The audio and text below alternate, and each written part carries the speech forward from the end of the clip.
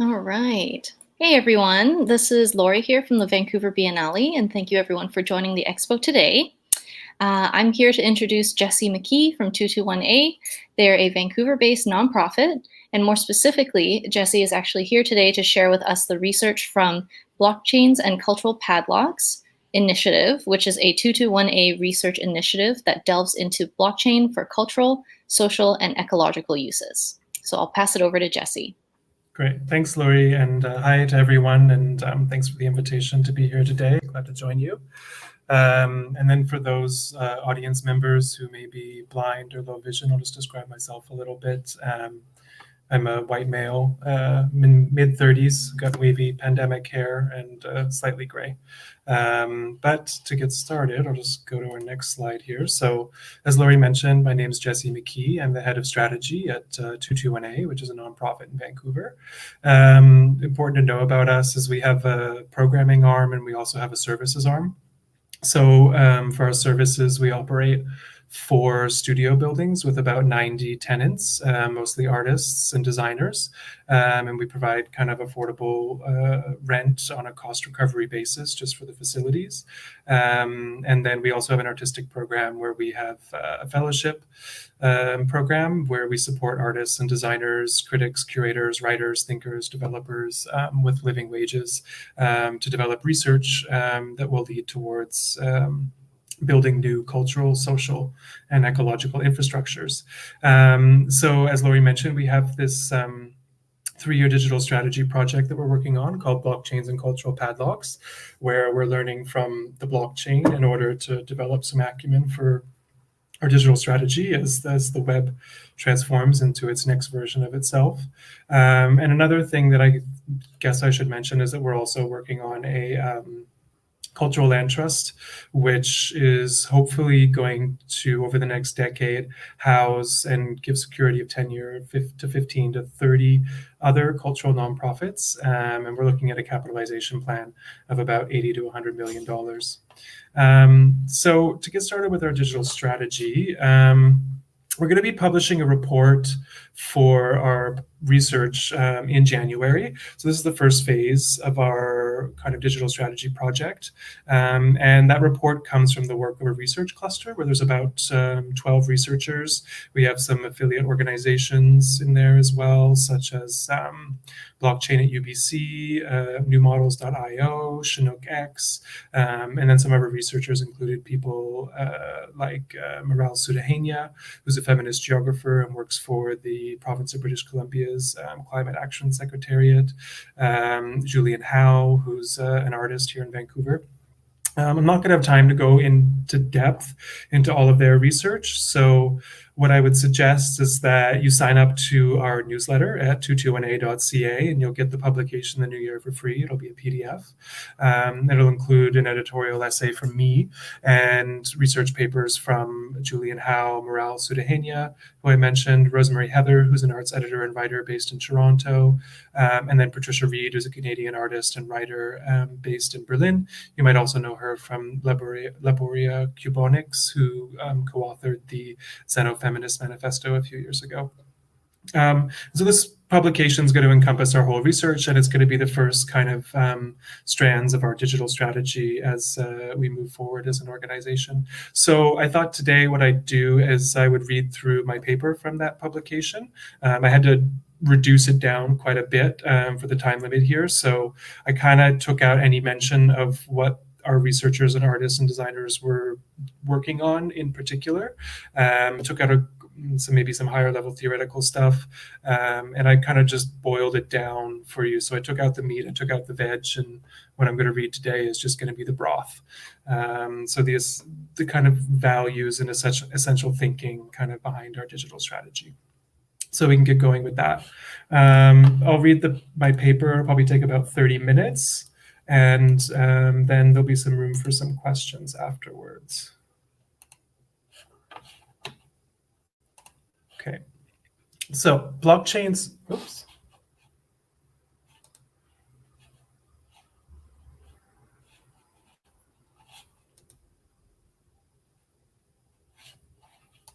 Sorry, the sound is playing. I'm just trying to figure out how to turn that off.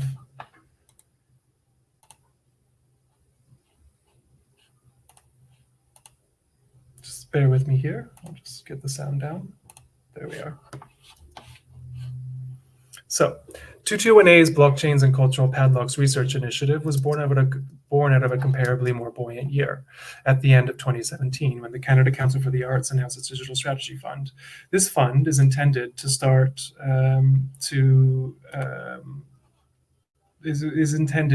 for organizations to develop some acumen into new infrastructures within the digital ecosystem, where we can see new opportunities, experiment with new forms of making, and encounters with cultural works and workers. We responded to this call by suggesting research into the much speculated and particularly hyped technology, the blockchain, which is, sorry here, my script is just lagging because of all of the tech that's going, which is the openly readable and unalterable technology known as the blockchain. Just 1 second here, my script is lagging.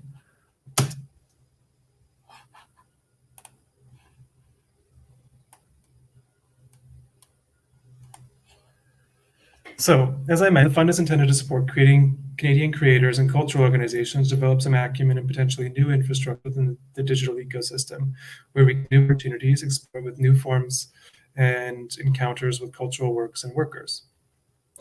221A responds to this call by suggesting research into the much speculated and particularly hyped technology, the blockchain, which is an openly readable and unalterable technology which supports applications such as Bitcoin and other cryptocurrencies. The approach is an institutional one, not with technology for individual artists and designers. The central idea that the exchange of value need not rely anymore on centralized authentication institutions such as banks, credit cards, or the state, and that this exchange of value can be better programmed with metadata to support the virtues, goals, and values of a particular network. This concept relies on the notion of a shared, decentralized, and trustless ledger. Trustless in the blockchain community is an evolution of the term trust, which shifts the anchoring of trust, usually held between individuals from a centralized social institution, and redistributes it amongst the actors in a blockchain network who uphold the blockchain's platform's technical operational codes. All parties in the system are then able to reach a consensus on what the canonical truth is regarding the holding and exchange of value. So this is what drove our research, the changing nature of value. Not just the value of money, but how these economic terms also have socialized tones to them. Also think equity and accountability and how this language operates with dual tones. Economies are not science, but a supposed secondary science built on top of human mores and norms. Moreover, it's a secondary science often built in opposition of most biological science, be it human capacity and health, or a particular bioregion's integrity. So our late capitalist and growth-only form of economics has been unmasked as such an entity by William E. Rees, the co-inventor of the ecological footprint tool, who phrased the problem earlier in 2002 as, quote, expansionist thinking is rooted in an abstract economic model and monetary analysis that are devoid of biophysical data and ignore fundamental physical laws. So, Rees is describing in the early years of this century a condition that has been made more and more visible to broader majorities of people throughout the witnessing of the collapse of the global climate, and even more so within the first year of living amid a global pandemic. So our predisposition to this unthinking and unsensing economic system, essentially a primordial reactionary force, which has an almost synthetic intelligence control over governments and international corporations, is going to be the largest challenge of our lifetimes to overcome, and potentially one of the most important charges ever met by humanity. How we reorient these processes to be more coherent with the beings, territories, and that the economic system moves over and through is the essential question. And blockchain proposes a new, yet nebulous space where this work can be initiated. As the values of the world shift in reaction to our popular understanding of this current destructive economy, the blockchain will find its place in the back ends of our new startups, new community organizations, and even through experimental new currencies that are being imagined by and for specific networks. This is where it begins. much in a similar fashion to the way information and communication have been irrevocably changed forever in the last 30 years. First, it was through 28.8 kbs download speeds with dial-up modems, and now this gradual and then sudden change of how we access and use information has become so mainline that traveling to a more rural place that puts your phone back on a 3G network feels akin to a trip to your grandparents' house for a weekend. When you were young, a quaint drag would be nice to get back to real life on the LTE or 5G networks we're used to. Much of this has come with benefits, but also drawbacks, as we adjusted to cybercrime, cyberbullying, social media overdosing, constant surveillance as a business model, now information warfare, and the political landscape that's threatening Western democratic models. The printing press was feared and in some cases outlawed by pre-democratic European royal courts because it fueled social upheavals and powerful revolutions. The internet, until now, has mostly been based in information exchange, and though controlled by a powerful set of monopolistic and proprietary companies, it has still become a tool to unite people who've been oppressed by a globalized economy, devoid of regional thinking and acting. The economic models we live under do not fit all places and work for all people, hardly. In the coming decades, we're about to experience similar levels of upheaval and change to that of the information revolution. However, this time, it's going to be the ties that bind us together through social and economic value that will be co-evolving in ever more responsive ways. So, where does this lead us in the art and design realms in thinking about the potential use cases of blockchain? A leader in this international community of cultural workers experimenting with the blockchain is Ben Vickers, who works as the Chief Technology Officer at London Serpentine Galleries. Vickers describes the scenario as not so much a new form of art and design, but more so a space where cultural workers are contributing to a new form of collective cultural praxis. He says, artists who were previously thinking through almost utopian ideas or different organizational structures as part of their practice have gotten mixed up in the blockchain space, and then suddenly they found themselves migrating away from the art world. They're now participating in this emergent blockchain economy and are producing companies, but working with an artistic tool set. Though the blockchain is yet to materialize as a new form of digital cash, it is useful in managing, trading, and negotiating assets, both physical and digital. This use of the technology would lend itself to new forms of collective governance over land, property, and rights agreements, opening up the cultural worker to using their theoretical learning, cultural research, and discursive practices to contribute to a pluridisciplinary negotiation between the ever-complexifying forms of relationships that exist amongst humans and non-human entities, which need major restructural reorganizing and resetting. Some early examples of this are demonstrated by the way blockchain coders, designers, and artists who've developed nascent DAOs, distributed autonomous organizations, in order to begin the early imaginings of a smart commons for humans to commune and interrelate with other forms of life, such as pollinators, a forest, or traditional indigenous territories. These use cases are well demonstrated through the experimental platforms such as TerraZero and Bcoin, and here in British Columbia, Chinook X, which is working with indigenous communities to lead green energy projects with blockchain technology. These use smart contracts to negotiate sustainable agreements with metadata collected by the DAOs in order to determine more co-evolutionary ways for forests, people, pollinators, and green energy projects to interface with the impacts of economies that work and trade at the scale and pace of the organic realm, which is too often externalized as an active partner and casualty in industrial society. This expanded set of political possibilities around the ideation of cultural praxis is urgently needed. In other words, it's time for us as a cultural community to put our collective resources and shared cultural value where our mouths and minds are. We're achieving this lofty goal by renegotiating and designing how metadata is used and leveraged. This could allow for smarter, more responsive systems that sense and model the world around them. How these systems are designed and deployed is in the hands of the development community to learn from the past with regards to peer-to-peer network protocols and to hedge its utopian idealism and lean into the real challenges of redistributing power across networks. The blockchain itself is a technology, not an ideology. These systems can no longer function with the idea that there's a baseline normal. The systems need to be constantly adapting. These responsively designed systems will be crucial in a time of climate collapse and now a long-tail global pandemic, which is intensifying economic and political instability. The ways that value and assets are gained, held, and redistributed is going to be far too complex to expect legacy forms of governance, such as centralized bureaucracy, to manage the risks and opportunities on the roads before us. Moreover, with networks being transnational, this also causes further potential for the power of the state to be recategorized and renegotiated through a decentralized apparatus. But why should artists, designers, and cultural workers be taxed tasked with such lofty and real propositions.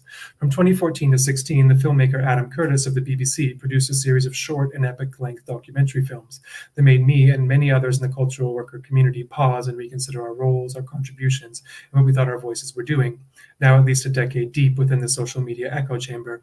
First, in 2014, came the end of calendar year in review short film, Nonlinear Warfare, broadcast on UK television and widely distributed online. This film brought into perspective the growth of political populism fueled by social media companies on the rise. It focuses on the effects of one of Vladimir Putin's closest advisors from 2013 to 20, Vladislav Surkov, known as the Grey Cardinal. His own training came from experimental theater and conceptual art.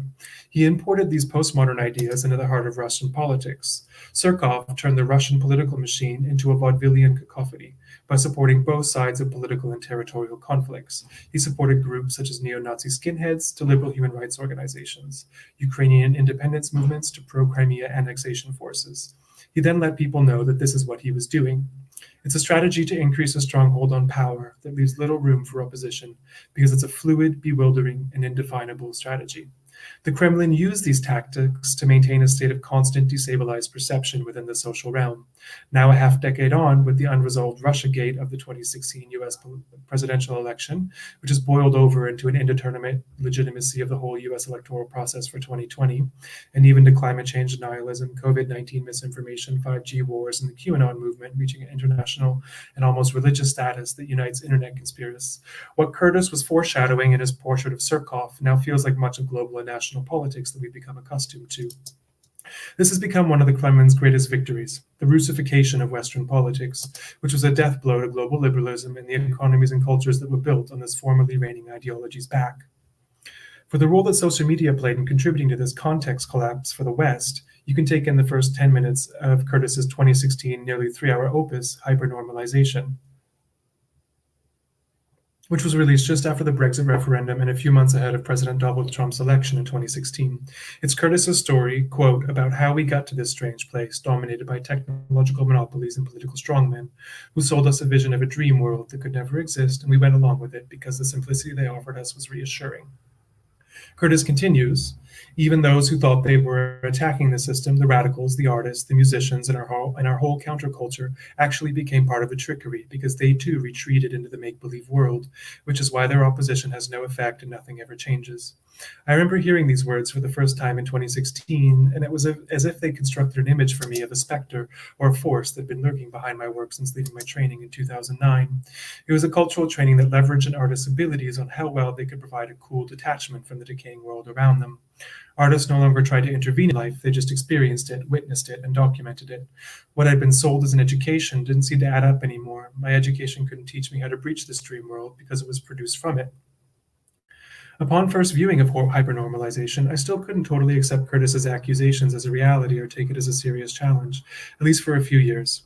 Working in the cultural sector over the next couple of years as the black swan events of the Brexit vote and Donald Trump's election passed us by, while systemic indifference increased towards the rapid global heating, the largest wealth grab by the rich in history, never before seen waves of human migration. So, the work of the Western modeled artists and arts institution became less and less a force of the world we were actually living in. Caroline Busta of newmodels.io, who contributed workshop programming to our research, has written on this Western art world collapse in Kaleidoscope Magazine's 2020 Spring-Summer series, What is Influence?, with her salient text, Influencing the Void. She says, art used to tell the truth. This is both what made it art and made it valuable. Then, sometime around 2008, when quantitative easing, i.e. 0% interest rates, compelled those with available cash to disproportionately invest in art as an alternative asset, art world art lost its truth edge. Ever since, art critics, curators, and artists communities have had about as much sway on the actual value operations of the world as the people holding cardboard signs at a mass protest do on the workings of corporate multinationals. Artists could either comply with the industry and enjoy proximity to its riches, the illusion of class mobility, or consign themselves to relative precarity and the micro-celebrity of making the most damning banner, end quote, by Busta. So, how do we break out of this illusion that our images, slogans, stories, and symbols are meant to influence the world around us for the better within a social media ecosystem? Our work became content production. and it only seemed to bounce around in an echo chamber that got louder and louder when it was amplified through social media networks, when in fact the reach of our multiplying messages became shorter and shorter. The answer for now seems to be that organizations and creators who can still count on the slim givings of public support should make a swift values change and worry much less about those things that we held up in the 20th century as cultural pursuits. Another reason to quickly find pathways outside of these cultural padlocks is that it's also relegated to a view of culture that was baked in white supremacy and the European notions of originality, excellence, and genius. That movements for racial and economic justice coincide with this should come as no surprise. Black Lives Matter Toronto co-founder and co-leader Cyrus Marcus Ware, an artist whose BLM chapter originally authored the movement-wide demands for the abolition of the prison system and defunding of the police, references the literary scholarship around the science fiction author Octavia Butler from a recent talk for Amy Poehler's Smart Girls Instagram. And he shares the wisdom that, quote, all activism is a form of speculative fiction because it imagines and works towards a world otherwise, end quote. How does an organization like 221A see this sea change of working in expanded context in the digital and physical realm? When I began my time with the organization in 2015, we were hosting a project by the Never Hit Send Artist Collective. Their project Toggle was designed as both an exhibition and a Chrome browser plugin that allows users to overlay content atop existing web pages, creating a hidden meta page of text, images, hyperlinks, and other information that is only visible to those with the plugin installed, like a digital invisible ink. This bridged the gap between practice and platform, as well as imagining the cultural object or artifact in the digital realm that can also function as an infrastructure that would live on after its original use case, and allow for itself to be taken up and furthered by other users. I like to think that somewhere in the machinations of 221A's transitions over the past several years from a rather traditional white cube artist-run center model, this Toggle project played a cornerstone role in our thinking and acting. As of 2017, 221A changed its mission to work with artists and designers to research and develop social, cultural, and ecological infrastructure. While this may seem like progressive for an institutional model, its DNA stretches back into the late 20th century histories of contemporary art and design, and it can be seen in the works of such leaders as Mario Lederman Euclides, who authored the Manifesto for Maintenance Art in 1969. Euclides opens her manifesto by plotting the space between the death instinct and the life instinct. Euclides says, the death instinct, separation, individuality, avant-garde par excellence, to follow one own path to death, do your own thing, dynamic change. The life instinct, unification, the eternal return, the perpetuation and maintenance of the species, survival systems and operations, equilibrium, end quote. With this ontological shift, the blockchain becomes a new kind of development space and also conceptual fuel to host dialogues, find points of common challenge, and it enables us to remodel our value and economic relations to each other, other species, and our bioregions. In making these recommendations, it's not to say that this is the only way forward for culture and art. There are many forms of cultural practice becoming praxis that are from non-Western traditions. And these are being redeveloped and regrown at this time, which is part of the broader decolonial movements taking place across all aspects of society. However, this does signal an endpoint or a cliff for the Western conceptions of how culture was produced, is engaged with, trafficked, and traded. I can't see much of a future for these systems of commercial galleries, museums, and biennials, as well as the academies that train people into these systems for reasons that are made blisteringly obvious by cultural critic and writer Caroline Busta, as I mentioned earlier. This has as much to do with the way that culture is moving in the digital realm as with the redundancy and limited scope of what the Western model of art was capable of achieving through the past several decades. Its influence has been subsumed by the real world's churning culture at large. And that's become much more urgent than the liberal dream world we were sleepwalking through over the past several generations. We're waking up from the ill-intentioned dream world, and there's a lot of hard work to do. So why not use our skills, creativity, and communication to achieve longer-term goals while we excuse ourselves from the redundant hamster wheels and toxic dynamics in the art and design worlds, which has only been accelerated within a proprietary internet? Where I can see blockchain-backed practices advancing some of the theoretical positions that seem most apt to respond to the moment would be looking to some recent examples of cultural theory and institutional practice that have pushed us towards pluridisciplinary thoughts across culture, political activism, and economics.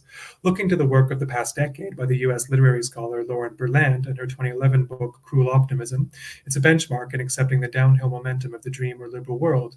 She writes in this text on the famed American dream, which can be more globally referred to as a liberal dream. This is one and the same as Francis Fukuyama's End of History or a frictionless quote-unquote good life, buoyed to the ever-expanding global marketplace. Western peoples have remained attached to unachievable fantasies under current context, such as promises of upward mobility, job security, political and social equality, and an ever-open heart capable of social intimacy. Despite this, evidence is stacked against liberal societies, because it can no longer be expected to provide the opportunities for individuals to make their lives add up to something. This liberal narrative is what it is, a narrative, not a reality. We can't simply place ourselves as individuals and communities in a cadence and just hope for good results. This removal of politics and struggle from the work of striving for a healthy and equitable life for one and one's communities is an absurd proposition amid current conditions, as generation after generation since the 1970s have experienced downward mobility and insecurity. The market can never replace politics, and likewise with the blockchain, code cannot replace politics either. Rather than looking for alignment with the liberal narrative, what Berlant would like us to consider is the power of an affect theory that is developed around society, sensing, feeling, and somewhat nebulously arriving at the present, rather than theorizing and providing linear, rationale to the way that the world operates and how we respond to it. This presents a more accurate account to the present, where we can no longer rely on the typical or normal conditions promised in a liberal framework. Instead, we face crisis after crisis, which when applied in liberal management scenarios become numbing amnesia about the historical shifts taking place and further the ongoing fiction that our society is trying to keep us protected and sheltered. As told by the tech critic and author Venkatesh Rao in his Early in the Pandemic text, Murder on the History Express, he states, quote unquote, nobody's in charge, not Trump, not Wall Street, not central banks, not Dr. Fauci, not the WHO, not Xi Jinping, not 3M churning out N95 masks, not Amazon, not Instacart, not motorcycle gangs LARPing Mad Max futures. Now your favorite Cassandra exulting in a dark sense of their own prophetic told you so rightness. Agency does not equal controllability. All these actors are doing things that will shape the emergence of the new world, but the bulk of the emergence will be ungoverned, and it'll involve all sorts of weird random things that get locked in as new defaults. Strange initial conditions nobody chose will turn out to be crucial in setting new directions and creating an anatomy for the new world. So pay attention, the outcomes will not match the blueprints, end quote. In Northern Europe in the early 2000s, they were experiencing a movement known as New Institutionalism, which downplayed the traditional roles of the solo, survey, and historic exhibition, and instead created cultural arenas where the inputs of the world could find space and inspiration to reassemble themselves and create new forms of democracy in order to improve the political relations we already have. This trend is a continuation of some of the work of the late 1900s of curator Harold Zeman, who dissolved the lines between art and life in his exhibition making, and then further informed by the relational aesthetic scholarship of Nicolas Bourriaud in the 1990s. New institutionalism of the 2000s was spearheaded by artistic directors and curators such as Maria Lind and Charles Esch, through expanding programming around the work of artists and designers and inviting viewers to become participants in the new agora. What could the institution really do for society was a central question. As examples, could the institution provide security through the form of research visas to undocumented peoples? Could it provide technology access and education to the working class? This progressive movement of institutions was stopped in its tracks by the 2008 financial crisis, and I witnessed this shift in my graduate studies in Europe as institutions quickly reverted to false neutral positions which reinforced the ideology of the liberal state, rather than fermenting the state ideology to new realms within the institution. The previous New Institutionalism movement did not center racial justice as a form of politics that it wanted to engage in. The best it offered were softer forms of multiculturalism and mandated inclusion.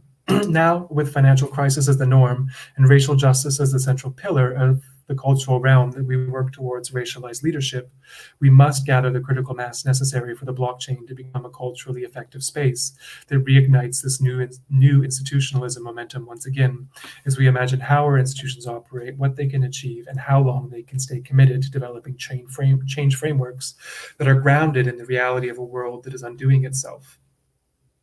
Since the crypto winter of 2018 and the much lauded markets and exchanges for cryptocurrencies were overinflated, blockchain as a technology became somewhat of a cheap trick used by companies and organizations purporting that their products and services would be advanced by blockchain without much else in their backend despite some lofty assumptions. Some sage advice was offered to our project amid the 2019 Blockchain at UBC annual conference in Vancouver, which was to keep your business model in the front and to continue developing blockchain technology for it in the back.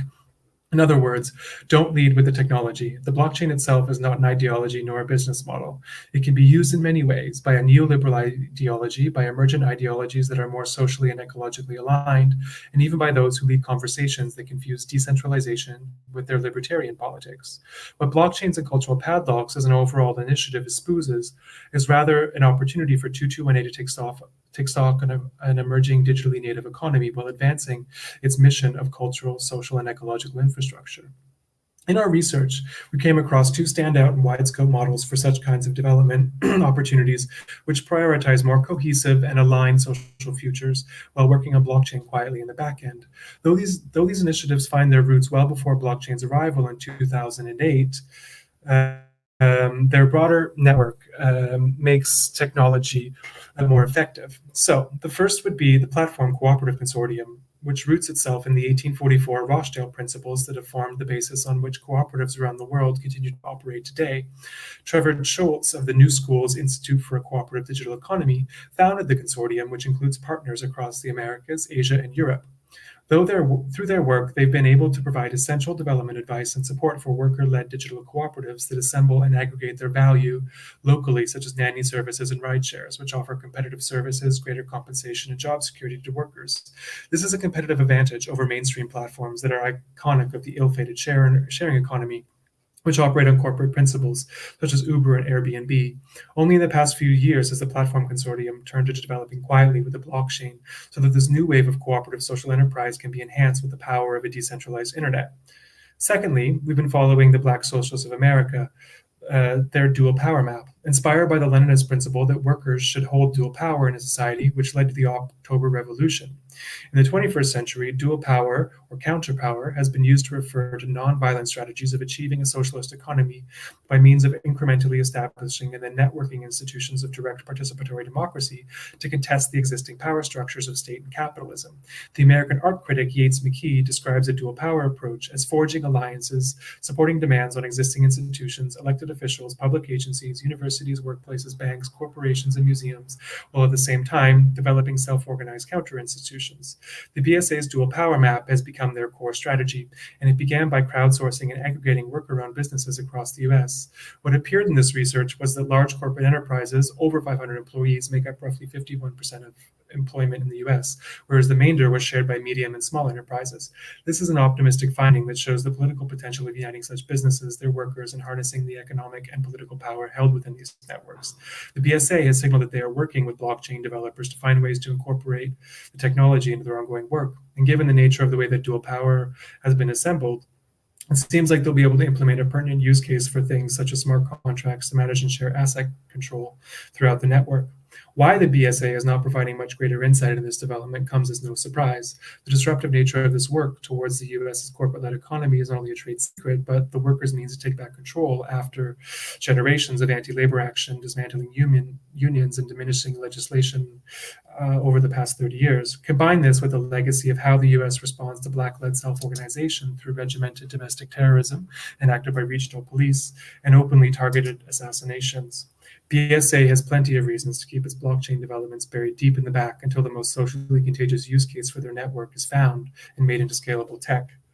From the Millennial and Generation Z perspectives, this dismantling of late-stage capitalism and rebuilding socialist ideals within Western economies and politics is a growing constituency. However, this is not a socialized movement that is ideologically or patriotically led. Artist Joshua Citarella, who surveys and analyzes emergent political theory and culture in online communities, refers to this ways of socialism being more akin to the common sense realization that bulk buying plans result in the best possible agency to provide increased quality of life for the many. Paired with the tech clash of 2019, companies such as Facebook and consolidated data powerhouses like Google and Twitter have been unmasked, and now the social environment to develop alternative futures to this grinding present should become a priority of the cultural realm. We have a ready and willing audience and population to lead into the future.